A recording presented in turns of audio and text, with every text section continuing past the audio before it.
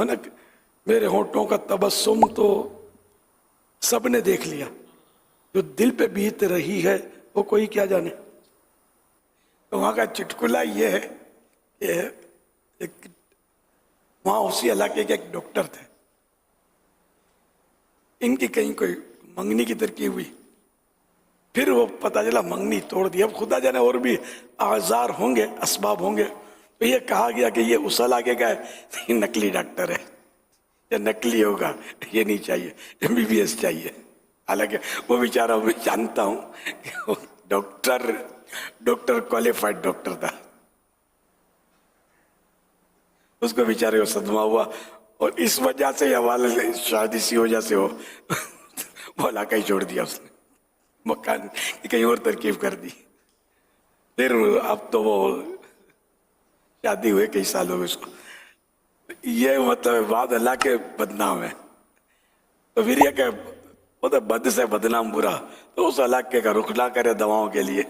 कुछ वो आपने एक्सपायर डेट के ताल्लुक से दवाओं के इरशाद फरमाया, इसमें मुझे मशवरा ये देना था कि अब जैसे कि हमारे यहाँ तो नकली दवाओं की भरमार है जी।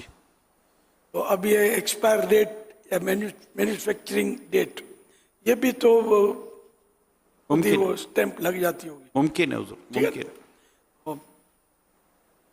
इसी सूरत में इसमें सिवाय इसके कोई और मशवरा समझ में नहीं आता कि कुछ मेडिकल स्टोर ऐसे भी होते हैं जो इस हवाले से मशहूर होते हैं, बिल्कुल दुरुस्त फरमाया है ना, कि इसकी दवा जो है परफेक्ट होती है, एक गुडविल हो जाती है किसी की, तो ऐसा मेडिकल स्टोर ढूंढा जाए। थोड़ी सी सर वहाँ दवाएं जो ना हुजूर थोड़ी सी महंगी होती हैं, मगर आपको तसल्ली होगी। ये भी आप पता है, थोड़ी सी वो महंगी होती है तो लोग उस तरफ नहीं जाते कि नहीं यार ये महंगी देता है। ये महंगी देता भी होगा लेकिन ओरिजिनल तो देगा आपको, और चीज़ें वो देगा।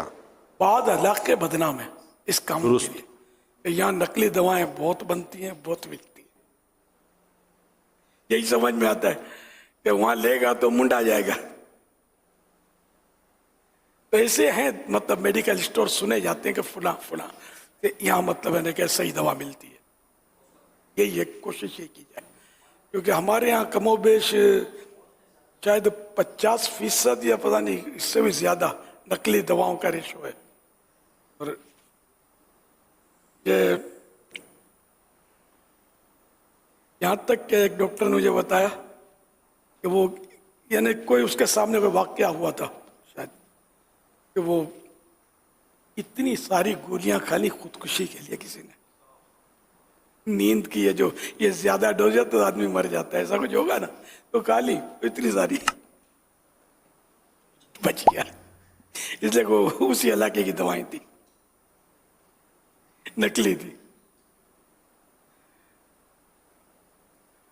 चलो ये तो प्लस है कि उसकी जान बच गई, लेकिन दवाओं की नकली की ये भी एक चुटकुला है ना, कि मिसाल है कि ये ऐसे जालिम लोग हैं। अरे ये लोगों की जानों से खेल रहे हैं।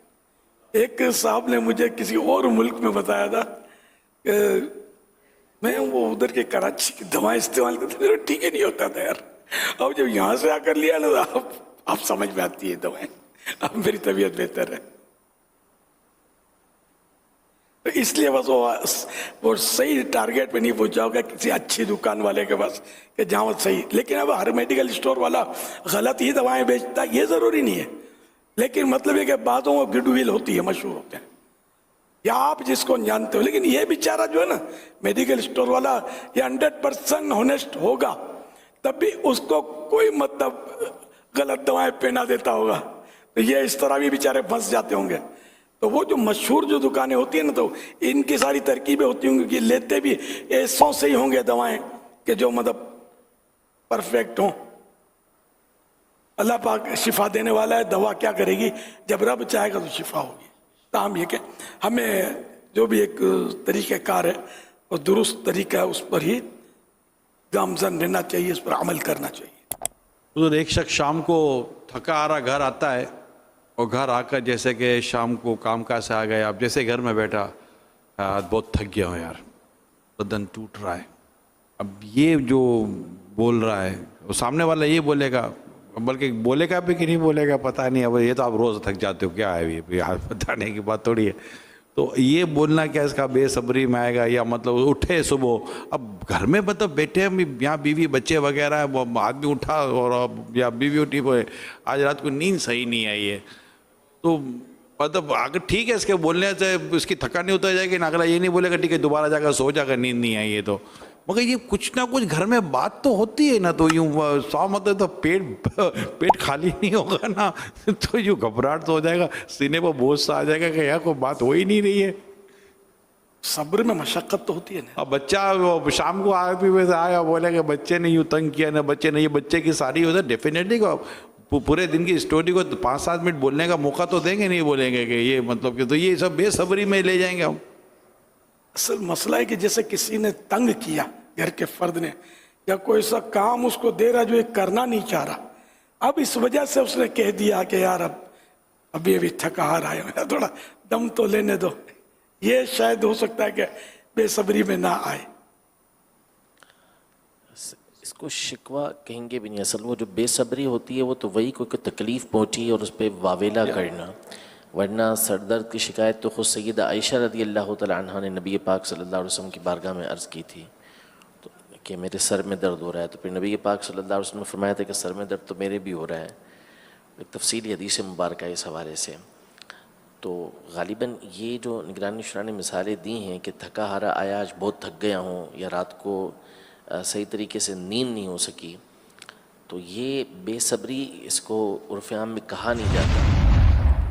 صدمے پر آپ مطلب یہ بھی مصیبت کا یا کسی نہ کسی پریشانی کا اظہار تو نہیں, یا اسے سوال کر رہا ہوں. نیت مطلب ہمدردی کرے کوئی مجھ سے, مجھے پوچھے, وہ بھی کرے تو ٹھیک ہے, اب کرے کہ نہیں کرے. اب وہ سرکار صلی اللہ علیہ وسلم کے کئی اعمال ایسے ہوتے ہیں, آپ لوگوں سے ہی سیکھا ہے کہ وہ بیان جواز کے لیے بھی ہوتے ہیں, تو یہ بتانا ناجائز تو میں نے بھی نہیں کہا, نہ ناجائز ہے, لیکن یہاں جو بھی کوئی ایسا کہ سیدہ عائشہ صدیقہ رضی اللہ عنہ نے جب عرض کیا تو تسلی کے لیے بظاہر ایسا لگ رہا ہے کہ میرے بھی درد سے یہ جو صدمہ اولا ہے نا, اس کی حدیث مبارکہ وہ یہی ہے کہ وہ عورت قبر کے پاس موجود ہو کے شکوہ کر رہی تھی, واویلا کر رہی تھی, تو اس پر یعنی اس کو رو رہی تھی اور اس طرح کی بات کر رہی تھی, تو اس پر نبی پاک صلی اللہ علیہ وسلم جو ان کو نصیحت کی تو وہ پہچان نہیں پائیں, صبر کا بولا کہ صبر کرو, تو انہوں نے کہا کہ جو آزمائش مجھے پہنچی وہ آپ کو نہیں پہنچی. اس نے نبی پاک صلی اللہ علیہ وسلم کو دیکھا نہیں تھا, پھر جب بتایا گیا تو وہ نبی پاک صلی اللہ علیہ وسلم کی بارگاہ میں حاضر ہوئیں اور عرض کیا کہ میں صبر کروں گی, تو فرمایا کہ الصبر عند الصدمۃ الاولی, کہ صبر جو ہوتا ہے وہ اول صدمے کے وقت ہوتا ہے. تو وہ جو شکوے والی صورتحال تھی یا جس پر آہو فغا کرنا, یہ معاملات جو ہوتے ہیں اس کے لیے اس طرح کی بات ارشاد فرمائی گئی ہے. مکتبۃ المدینہ کی کتاب قوت القلوب اردو پیج نمبر جلد نمبر 2 پیج نمبر 198 پر حضرت سیدنا شیخ ابو طالب مکی رحمۃ اللہ علیہ فرماتے ہیں, مصیبتوں اور تکلیفوں کو چھپانا اور ان کی شکایت نہ کرنا بھی صبر ہی ہے, بلکہ یہ صبر جمیل ہے. منقول ہے کہ صبر جمیل ہوتا ہی وہ ہے جس میں کوئی شکایت ہو نہ کوئی اظہار. شکایت تو ہے صبر کے خلاف, لیکن اظہار بھی نہ کرے, چھپائے رکھے اپنی پریشانی کو, صدمے کو, اپنی بیماری کو. تو حدیث مبارکہ میں جو اس طرح کے واقعات ملتے ہیں تو ظاہر ہے ان کی بھی اپنی شروحات ہوتی ہیں. یہ بہرحال تصوف کی کتب سے جو مطلب سمجھ میں آیا وہ میں نے عرض کرنے کی کوشش. اس مصیبت پر نعم البدل کی دعا مانگی جائے, یہ بھی درست ہے یا کسی دوسرے زمانے میں آئے گا؟ مصیبت پہنچی ہے, اب دعا مانگے کہ اللہ مجھے اس کا اچھا بدل دے دے, اجر عطا فرمائے, اس پر اجر دے اور اس کا بدل دے. اچھا, یعنی جو نعمت گئی ہے اس نعمت سے اعلیٰ نعمت مجھے مل جائے. ظاہر یہ تو ایک اچھا ہی کام ہے کہ مطلب اللہ پاک سے دعا مانگے. سیدہ ام سلمہ رضی اللہ تعالیٰ رضی اللہ سبحان اللہ. یہ صبر جمیل کی تعریف یہ امام غزالی یوں فرماتے ہیں, صبر جمیل یہ ہے کہ مصیبت میں مبتلا شخص کو کوئی پہچان نہ سکے، یعنی اس کا یہ بھی نہ پتہ چلے کہ یہ انہیں اظہار کسی طرح بھی نہ ہو اس کا، زبان تو زبان، یعنی کہ اعضاء وغیرہ سے کہ یہ اس وقت کوئی مصیبت میں مبتلا ہے، نارمل ہو یا ہنستا بستا مسکراتا ہو کہ پتہ ہی نہ چلے، ہے نا. میرے ہونٹوں کا تبسم تو سب نے دیکھ لیا، جو دل پہ بیت رہی ہے وہ کوئی کیا جانے.